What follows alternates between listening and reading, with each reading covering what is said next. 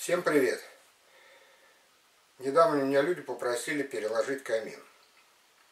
Это не просто камин, а печь-камин. С одной стороны вот сам камин, с другой стороны комната печь. И все мне это придется перекладывать, потому что людей просто не устраивает внешний вид. Сейчас я покажу это поближе. Мы посмотрим, что это такое на данный момент из себя представляет. Вот такая конструкция из витебского кирпича. Конечно, печник, который это делал, наверное, не знал, что существует уровень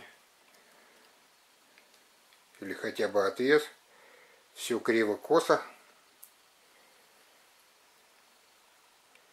Так что буду переделывать. Печь с камином демонтирована. В ходе кладки постепенно замещал оставшиеся старые кирпичи новыми. Это позволило обойтись без вывешивания трубы и ее полной перекладки. Что хочу вам показать. При разборке печи я вытащил из нее вот такое вот количество всевозможного железа. Через железки было перекрыто все, что только было возможно. Настоящие печники знают, что использование металла в печи недопустимо. Только в особых крайних случаях, при больших пролетах, это касается русской печи. Более того, даже топливник был перекрыт двумя уголками.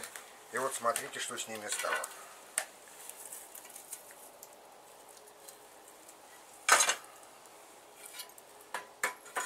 Но это не самое страшное. Самое страшное то, что перекрыша печи была выполнена в один ряд.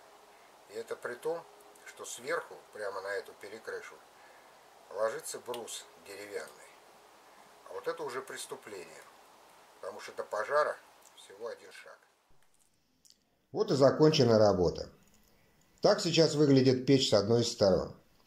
Топливник футерован шамотным кирпичом, перекрыша выполнена в 3 ряда, как и положено.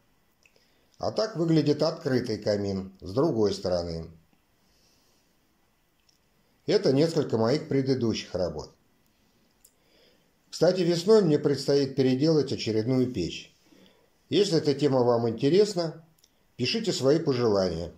Я сниму весь процесс более подробно. В нашем дачном поселке работа непочатый край. На этом все. До новых встреч, друзья. Подписывайтесь на наш канал, оставляйте свои комментарии.